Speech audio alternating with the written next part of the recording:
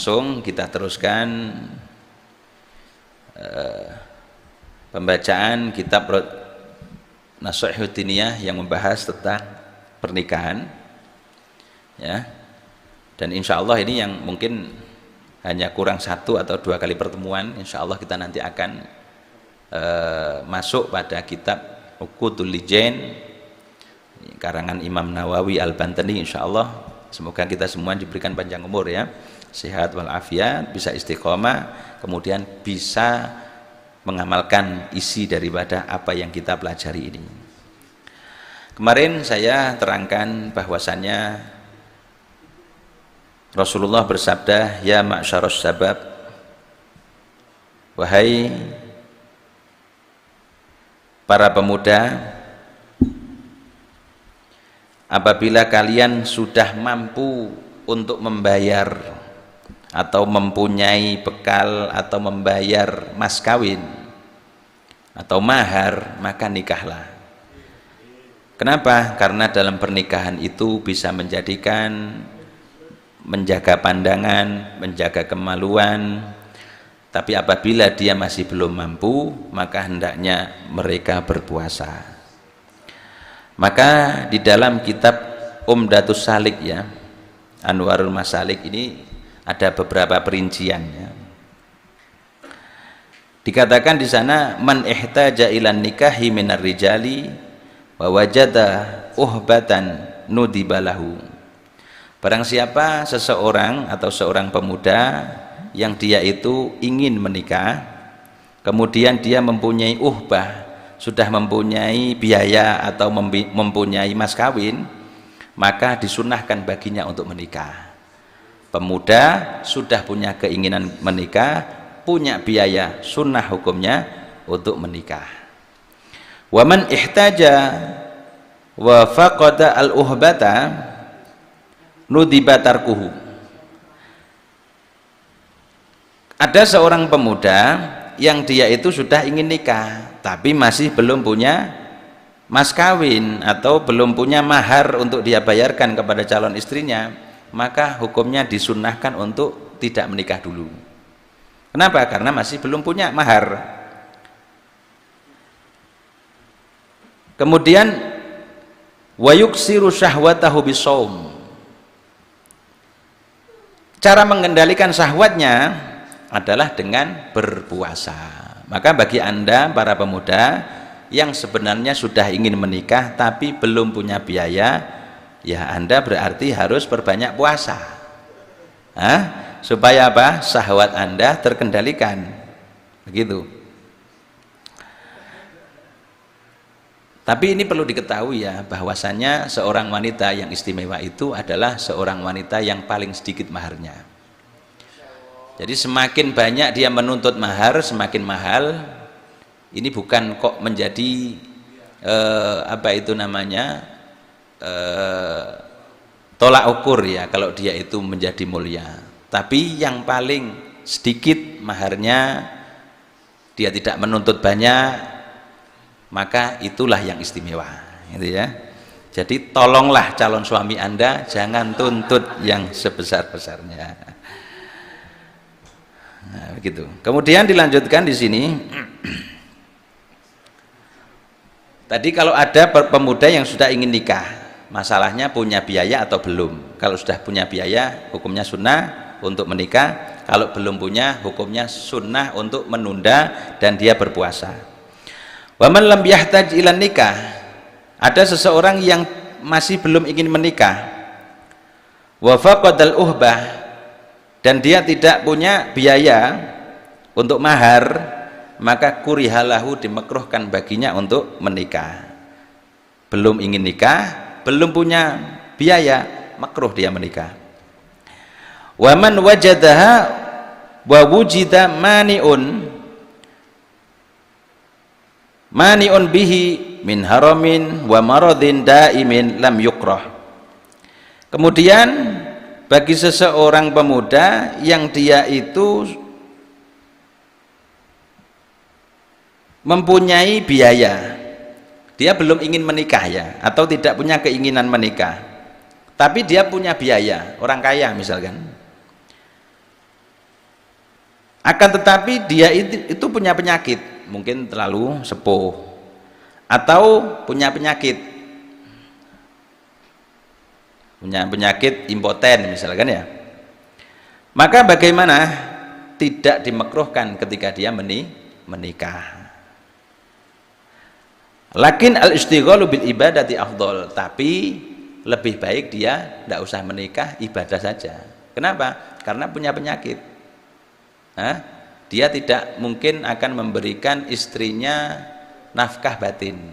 Kalau nafkah dohir kecukupan dia punya, tapi kalau nafkah batin tidak bisa karena punya penyakit. Maka kalau dia menikah bagaimana? Tidak makruh, tapi yang lebih utama dia tidak menikah dan sibuk dengan ibadah.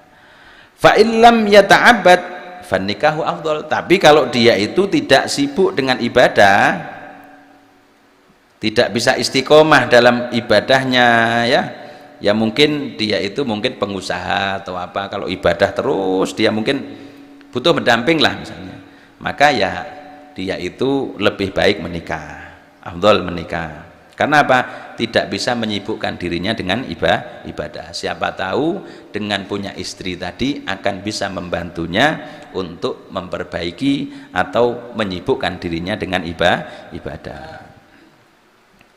Itu kalau laki-laki. Kalau wanita bagaimana? Kalau seorang wanita, wa ammal mar'atu fa in ihtajat ila nikahi nudibalaha wa illa fayukrah. Langsung. Kalau seorang wanita ketika dia sudah ingin untuk menikah, maka sunnah baginya untuk meminta dinikahkan. Apabila belum punya keinginan, maka hukumnya makruh baginya untuk dinikahi. Wa yundabu ayyatazawwaja bikron. Nah ini nanti ada pembahasan lain ya. Sunnah hukumnya menikah dengan seorang perawan dan seterusnya. Nanti pembahasan lain. Walhasil tadi kan ada hukum-hukumnya tadi, ada yang makruh, ada yang sunnah, dianjurkan. Itu semuanya adalah supaya kita ini tahu kita ini bagian yang mana, apakah kita sudah dinikahkan. Bahkan tadi ya ada yang masih belum disebutkan di sini, kalau ada seorang pemuda yang dia sudah ingin menikah, punya modal, kalau tidak menikah dia takut zina, hukumnya wajib dia untuk menikah. Wajib, bukan dianjurkan lagi, wajib. Kenapa? Karena kalau diteruskan dia akan berzina, akan melakukan sesuatu yang diharamkan oleh Allah Subhanahu wa ta'ala. Kita lanjutkan.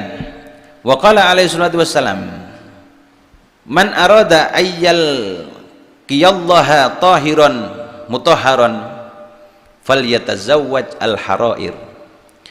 Barang siapa yang dia ini ingin nanti sowan bertemu kepada Allah dalam keadaan suci, disucikan, hendaknya maka dia menikah dengan seorang yang merdeka. Jadi pada zaman dahulu itu masih ada perbudakan ya, maka ada seorang sayyid yang menikahi budak, mungkin seperti itu. Maka paling utama adalah ketika ada orang yang merdeka menikahi seorang yang perempuan yang merdeka, bukan menikah dengan budak. Wa qala alaihi salatu wassalam arba'un min sunanil mursalin, ada 4 dari kebiasaan atau sunnah-sunnahnya para Rasulullah, para utusan Allah. Yang pertama adalah al-haya'u, malu. Malu apa? Malu melakukan sesuatu yang dilarang oleh Allah.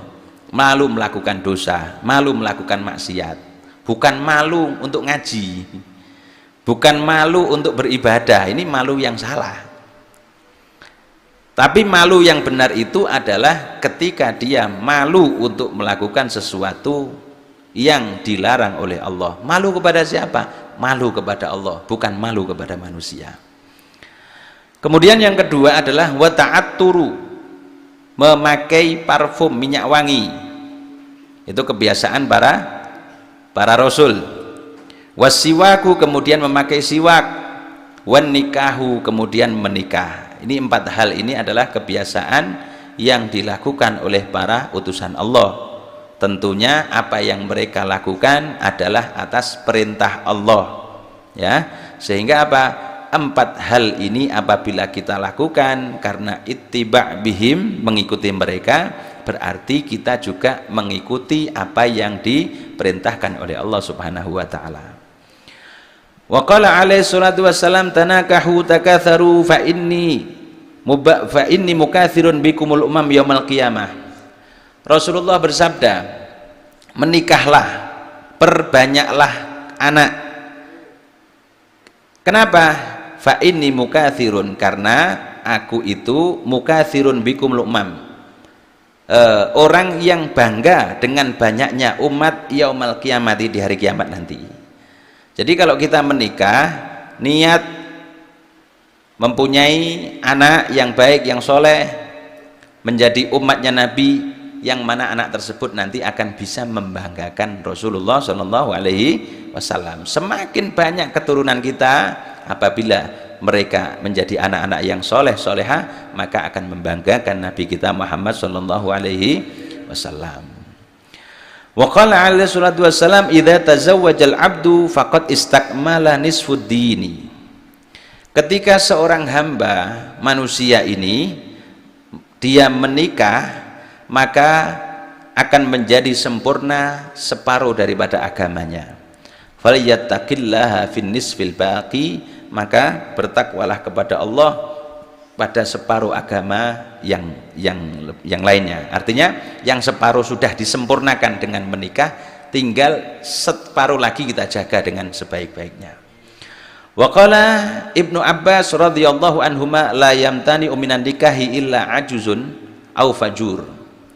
Ibnu Abbas mengatakan, tidak la yamna'u minan nikah, tidak ada yang menolak dari pernikahan, atau tidak ada seseorang yang tidak mau menikah kecuali dia ini adalah orang yang lemah atau orang yang jelek. Itu kalau alasannya mungkin hanya karena kepentingan dunia, ya, fisiknya kurang pas, padahal akhlaknya sudah baik, mungkin takut nanti jatuh miskin. Tapi kalau seperti Imam Nawawi, yang mana beliau itu tidak sempat menikah karena sibuk mengarang kitab, ya ini lain lagi.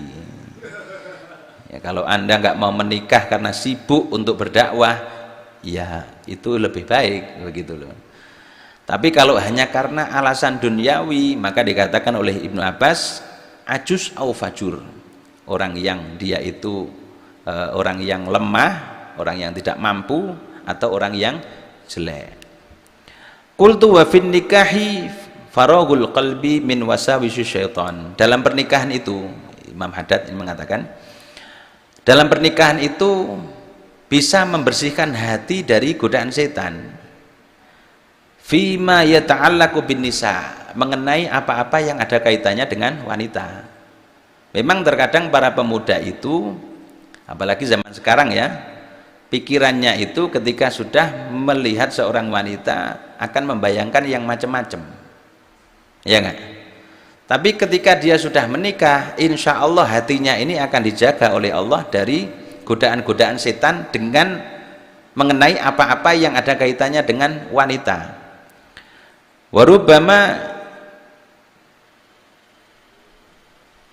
Warubbama yu'arridu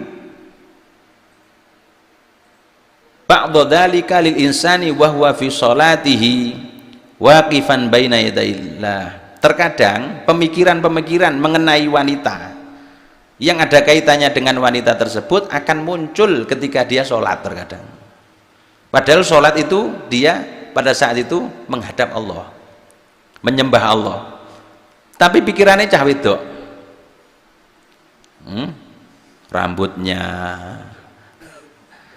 kulitnya, ya karena sekarang cari yang jilbaban, kadang jilbaban pun pakaiannya juga ngepres. Nah, ini yang berat nih. Sehingga apa?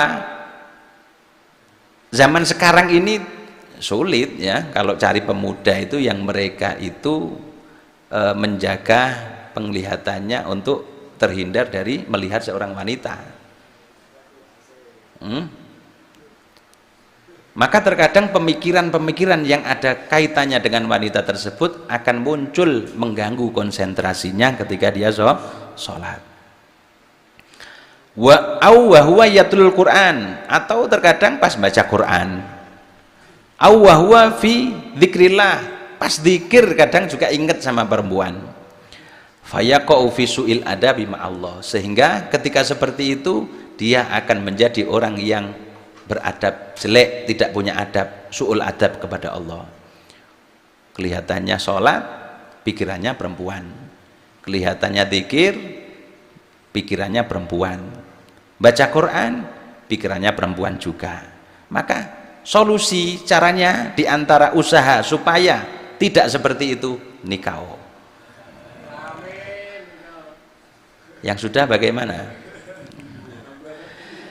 Wa fin nikahi ghaddul basar, ghaddun lil basar. Kemudian menikah juga bisa menjaga pandangan, wa tahsinun lil farj, menjaga kemaluan.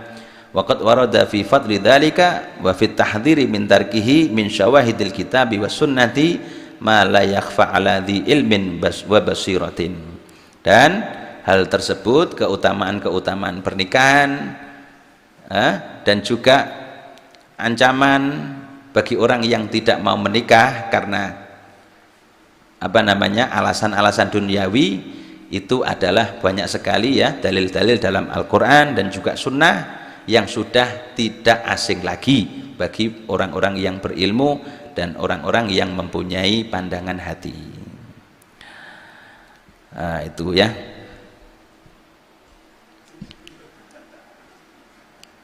Insya Allah hasil manfaatnya banyak sekali. Kemudian Allah berfirman, Qul lil mu'minina yaghuddu min absarihim wa yahfadhu furujahum dzalika askalahum innallaha khabirum bima yasnaun. Katakan wahai Muhammad kepada orang-orang yang beriman, hendaknya mereka yaghuddu min absarihim, memejamkan, artinya apa? Menjaga pandangan mereka. Wa yahfadhu furujahum, menjaga kemaluan-kemaluan mereka dari yang diharamkan oleh Allah. Dzalika askalahum, hal tersebut lebih bersih bagi mereka. Innallaha khabirum bima yasnaun, Allah itu adalah zat yang maha mengetahui, melihat terhadap apa-apa yang mereka kerjakan. Kemudian Rasulullah bersabda, an-nadratu sahmun masmumun min sihami iblis. Ini berlaku bagi yang belum menikah ataupun sudah menikah. Rasulullah bersabda, an-nadratu, pandangan itu adalah sahmun. Apa itu? Busur panah ya. Masmumun, yang diracuni, min sihami iblis, daripada busur panah dari iblis. Artinya begini, orang itu kalau matanya sudah memandang sesuatu yang diharamkan oleh Allah, maka seperti orang yang terkena racun, terkena busur panah yang diracuni. Mau tidak mau dia pasti akan sakit, lemes ya, mungkin dia akan sakit parah. Ini juga berlaku bagi orang yang tidak bisa menjaga matanya melihat sesuatu yang diharamkan oleh Allah. Mau tidak mau pasti hatinya akan sakit. Kemudian ketika hati menjadi sakit, maka akan ada keinginan untuk melakukan yang yang berbau maksiat. Kenapa? Yaitu pandangan itu adalah seperti busur panah yang diracuni dari busur panahnya iblis. Ini yang sulit ya saat ini, kita ini jaga ini sangat sulit sekali. Apalagi di dunia maya ya, di medsos yang Masya Allah seperti itu ya. Maka kita diantara upaya kita supaya bisa menjaga pandangan kita sehingga hati kita ini tidak menjadi sakit, kemudian untuk menjaga diri kita dari keinginan-keinginan maksiat adalah dengan cara menikah, karena menikah itu akan bisa menjaga pandangan dari hal-hal yang berbau maksiat. Wa fin nikahi minas sabri, kemudian ketika sudah menikah ini ada tipsnya ya. Dalam pernikahan itu ada kesabaran, ala muasyaratin nisa, ketika bergaul dengan perempuan, bil ma'ruf, dengan bergaul dengan yang baik, wal qiyami bi huquqihinna, kemudian memenuhi hak-hak mereka, wal infaqi alaihinna, memberikan nafkah kepada mereka, wa alal iyali fadlun kabirun, kemudian wal infaqu alaihinna wa alal iyali fadlun kabirun, kemudian memberikan nafkah kepada perempuan, kepada para istri dan juga keluarga, ada keutamaan yang sangat besar. Wa fihi fadlu tasabbubi fi tahsili auladi salihina ya'budunallaha ta'ala, dan di dalam pernikahan tersebut ada proses ya untuk mendapatkan anak-anak yang soleh, yang mereka menjadi anak-anak yang ahli ibadah kepada Allah Ta'ala, wa yad'una li abaihim, dan akan mendoakan orang tua mereka, wa yastaghfiruna lahum, memintakan ampun kepada Allah untuk orang tua mereka, fi hayatihim wa ba'da wafatihim, baik itu masih ketika orang tua masih hidup ataupun sesudah meninggal. Wa rubbama ba'duhum qabla al-bulughi fayahsulu liwalidaihim min thawabi dzalika al-haddul azim. Terkadang anak tersebut juga ada yang mereka itu meninggal sebelum balik, sehingga ketika ada anak yang masih kecil belum usia balik meninggal, akan menjadikan orang tuanya mendapatkan bagian pahala yang besar dari Allah Subhanahu wa Ta'ala karena sabar dalam menghadapi wafat anak tersebut, dan juga akan menjadi tabungannya nanti di akhirat. Masya Allah. Akan saya bawakan beberapa cerita ya. Ini kan setelah menikah tadi dituntut bagi suami itu untuk sabar kepada istri. Kemarin kita sudah bahas beberapa cerita, dan di sini juga ada cerita. Jadi upaya Anda untuk mencari istri adalah mencari istri yang baik, akhlaknya baik dan lain sebagainya. Kok ternyata Allah menghendaki yang lain? Ternyata akhlak istrinya kurang baik dan seterusnya, maka bagaimana?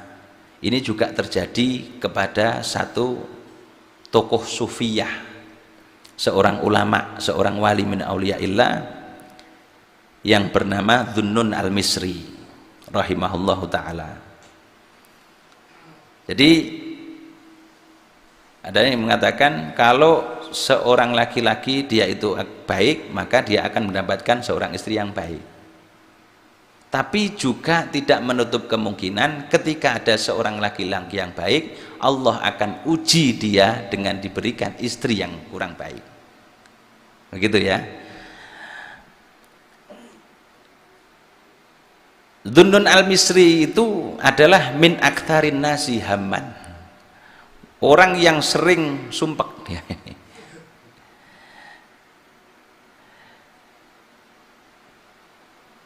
Ya karena itu menghadapi akhlak istrinya yang kurang baik. Dhunnun al-Misri. Tapi dia sabar mereka. Sehingga mendapatkan derajat yang tinggi di sisi Allah karena akhlak yang kurang baik pada istrinya. Ini juga terjadi oleh Syekh Shakik al-Bulkhi. Syekh Shakik ini adalah gurunya Syekh Hatim al-Asham. Syekh Shakik ini orang yang alim luar biasa rahimahullah ta'ala. Beliau itu mempunyai seorang istri sayyiatul khuluq, akhlaknya kurang baik, jelek bahkan. Jadi punya istri yang tidak baik, tapi telaten beliau itu, sehingga pernah ada orang yang mengatakan kepada beliau, faqila lahu ala tufarikuha wa hiya tu'dhika bisu'i khuluqiha. Yai misalkan begitu ya, atau Syekh, kenapa kok Anda itu tidak mentala istri kamu saja, padahal dia itu setiap hari menyakiti hati kamu, kamu itu setiap hari dimarahi, setiap hari dicaci maki, setiap hari wis pokoknya gak ono sing bener blas, elek kabeh wis pokoke sampean. Kok sampean sabar, ndak cari yang lain saja? Maka beliau mengatakan, in kanat sayyi'atal khuluqi fa ana hasanul khuluq. Ya kalau istri saya seperti itu akhlaknya kurang baik, maka saya buktikan kalau saya ini akhlaknya baik. Walau faraqtuha sirtu mithlaha. Lah kalau saya ceraikan dia berarti saya sama dengan dia. Akhlak saya juga jelek berarti. Maka untuk saya jadikan atau saya buktikan akhlak saya baik, ketika dia seperti itu saya sabar. Nah, itu sebagai bukti kalau saya akhlaknya bagus. Maka kalau saya balas kejelekannya dia dengan saya ceraikan, aku yo elek pisan lek ngono. Wa ma hadza akhafu alla yumsikaha ahadun ghairi lisu'i khuluqiha. Dan aku itu selain itu aku takut kalau nanti aku ceraikan dia, kok dia dinikahi sama laki-laki lain, dia akan mendapatkan kejelekan akhlak istri saya itu. Maka biar saya saja, yang lain jangan. Insyaallah. Tapi tidak semua seperti itu ya. Nanti wah semua wanita enggak seperti itu. Ini kalau kebetulan ada yang seperti itu gitu loh. Jangankan kok ini, ada cerita suatu ketika anna rajulan ja'a ila Sayyidina Umar. Seorang sahabat datang kepada Sayyidina Umar radhiyallahu taala anhu yashku ilaihi khuluqaz zaujatihi. Ingin mengadukan kepada Sayyidina Umar mengenai akhlak yang tidak baik istrinya. Fawaqafa babahu yanduruhu fasami'a imra'atahu tastatilu alaihi bilisaniha wa huwa sakitun la yaruddu alaiha. Ketika mau masuk ke rumahnya, dia ada di depan pintunya rumah Sayyidina Umar, dilihat Sayyidina Umar ada di dalam bersama istrinya. Pada saat itu Sayyidina Umar dicelatu karo bojone. Sayyidina Umar itu Masya Allah ya, orang yang tegas ya. Kemudian banyak orang yang takut sama beliau, tapi ternyata ketika dimarahi sama istrinya, sakitun la yaruddu alaiha, dia diam, tidak menjawab cercaan istrinya dengan jawaban, dengan perkataan, diam. Fansarafa ar-rajulu qailan. Akhirnya sahabat yang mau menghadap Sayyidina Umar mau mengadukan akhlak istrinya tadi, buat apa saya ngadu Sayyidina Umar, wong dia sendiri seperti itu, nasibnya sama seperti saya, dah tak pulang saja. Nah, ketika mau pulang Sayyidina Umar tahu, akhirnya dipanggil, ayo ke sini, ada apa? Ma hajatuka? Faqala ya Amirul Mukminin ji'tu asku ilaika khuluqaz zaujati wastatalatha alayya fasami'tu zaujataka kadzalik. Sayyidina Umar, aku kesini tadi mau curhat sama Anda mengenai istri saya yang setiap hari ini mencerca saya, membentak saya dan lain sebagainya. Tapi ternyata ketika saya mau sowan kepada Anda, sama nasibnya. Ya sudah, saya tak pulang saja, buat apa, wong Anda juga seperti itu kok nasibnya. Nah, akhirnya beliau mengatakan, idza kana halu amiril mukminin ma'a zaujatihi fa kaifa hali. Sahabat, Pak, sampean sudah tahu kan sahabat tadi mengatakan kalau amiril mukminin saja seperti itu, ya saya ya wajar kalau dimarahi istri saya. Amiril mukminin loh, dia dimarahi istrinya diem. Ya sudah, saya tak pulang. Akhirnya Sayyidina Umar mengatakan, inni ahtamiluha lihuquqi laha alayya. Ya, memang saya biarkan seperti itu, saya sabar karena memang haknya saya yang harus saya penuhi kepada dia itu sangat besar sekali, dan saya belum bisa memenuhi hak itu. Lihat, Anda pikir istri saya atau istri kamu setiap hari memasakkan untuk kamu, kemudian mencucikan baju kamu. Kalau istri saya mencucikan baju saya, menyusui anak saya, padahal itu bukan kewajibannya, maka saya ya diem saja dimarahi. Wong dia itu sudah seperti itu baiknya kepada saya, itu sebenarnya saya yang harus melakukan. Makanya saya tidak membalas ketika dimarahi, dicerca dan sebagainya, saya diem saja. Akhirnya seorang laki-laki tersebut mengatakan, ya Amirul Mukminin wa kadzalika zaujati. Sama Sayyidina Umar, istri saya juga seperti itu, tiap hari nyuci baju, masak, merawat anak saya. Ya sudah, kalau begitu tidak usah ditanggepi, biarkan ngomel, buat saja hiburan. Sabar, intinya seperti itu ya. Ini nanti pasti Anda yang akan menjalani rumah tangga pasti akan seperti itu. Tapi ini ada kisah seorang wanita yang istimewa sebagai penutup ya. Diceritakan dulu itu pada Bani Israel ya. Fi Bani Israel rajulun sholihun, ada seorang laki-laki yang soleh, dia mempunyai istri yang solehah. Pekerjaannya setiap hari memintal kain, menenun kain. Kemudian ka'ayyakhudahu minha wa bai'ahu, yang istrinya ini dia menenun, suaminya membawa ke pasar untuk dijual. Kemudian hasil penjualan yang separuh disedekahkan, separuh dibawa pulang.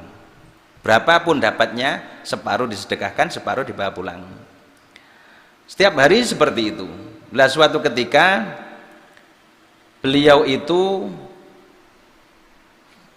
dapat ya, kemudian dijual, separuh disedekahkan, yang separuh dibagi, separuhnya yang separuh itu untuk membelikan bahan lagi, dibawa pulang untuk dijadikan kain juga.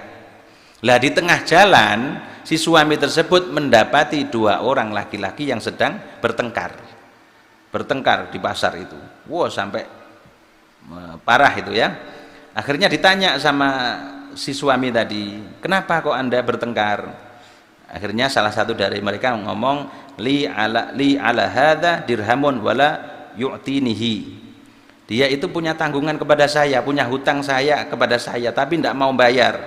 Dia ngatain, enggak, saya tidak punya. Ya sudah, kalau begitu berapa utangnya? Sekian, sebutkan. Ya sudah, ini ambil, jangan bertengkar lagi. Jadi yang tadinya dia itu menjual kain tersebut, separuhnya disedekahkan, tinggal separuh, yang seperempat buat belanja, yang seperempat mau dibelikan apa itu? Dibelikan bahan makanan untuk dibawa pulang. Ini enggak, yang separuh dikasihkan semua, pulang enggak bawa apa-apa. Jadi semuanya disedekahkan. Yang separuh tadi disedekahkan untuk supaya tidak ada pertengkaran tadi. Pulang. Ini kalau istri Anda kerja pulang tidak bawa apa-apa, kira-kira bagaimana? Nah. Ini pulang. Kemudian apa yang terjadi kepada istrinya? Maka insya Allah kita teruskan di pertemuan yang akan datang. Jadi kisahnya akan bersambung ya. Kisahnya akan bersambung, insya Allah. Semoga kita semua diberikan panjang umur, sehat walafiat. Waktu sudah habis ya. Jadi sinetron itu kalau supaya bisa awet, supaya bisa membuat penasaran penontonnya, harus diputus ketika ceritanya ini membuat penasaran. Jadi seperti itu, insya Allah. Semoga kita dimudahkan oleh Allah untuk mengikuti acara semacam ini, terutama kajian setiap malam Jumat ini, sehingga kita bisa mengamalkan isinya. Wallahu ta'ala alam bisawab. Permintaan suratul Fatihah yang pertama ini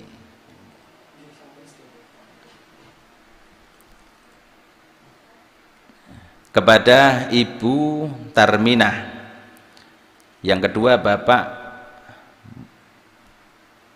Mukisan, kemudian yang ketiga Ibu Sujina, kemudian yang keempat Bapak Herfian Sukatam, Ibu Sujati, kemudian Bapak Sujoto, Ibu Satipah, kemudian Bapak Asep Subiyoko, ini Bapak dan Ibu, kemudian Mariono almarhum, dan semua ya orang-orang dari saudara kita yang sudah meninggal oleh Allah, semoga semuanya amal kebaikannya diterima oleh Allah, semua kesalahannya dimaafkan oleh Allah, dan semoga kita yang masih sehat ini diberikan panjang umur, sehat walafiat, seandainya kita ini kapanpun dipanggil oleh Allah diberikan husnul khotimah.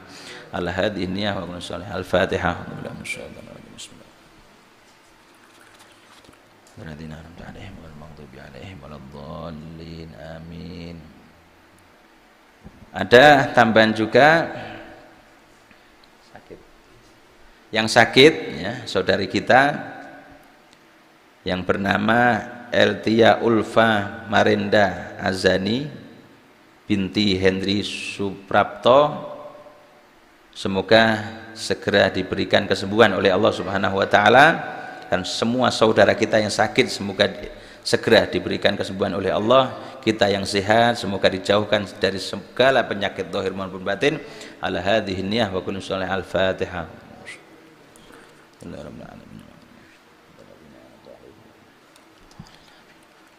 لا إله إلا الله الموجود في كل زمان. لا إله إلا الله الموجود في كل زمان. لا إله إلا الله المعبود في كل مكان. لا إله إلا الله المعبود في كل مكان. لا إله إلا الله المذكور بكل لسان. لا إلا الله. لا إله إلا الله المعروف بالإحسان. لا إله إلا الله المعروف. لا إله إلا الله كل يوم هو في شان. لا إله إلا الله كل يوم هو في شان. لا إله إلا الله الأمان. الأمان من زوال الإيمان. لا إله إلا الله الأمان من زوال الإيمان. ومن فتنة الشيطان. من فتنة الشيطان. يا قديم الإحسان. يا قديم الإحسان. كم لك علينا من إحسان. كم لك علينا إحسانك القديم يا حنان يا منان. إحسانك القديم يا رحيم يا رحمن. رحيم يا غفور يا غفار. اغفر لنا وارحمنا وأنت خير الراحمين. صلى الله على سيدنا محمد. صلى الله على سيدنا وعلى آله وصحبه وسلم. اللهم اهدنا فيمن هديت وعافنا فيمن عافيت تولنا فيمن توليت بارك لنا فيما أعطيت وقنا شر ما قضيت.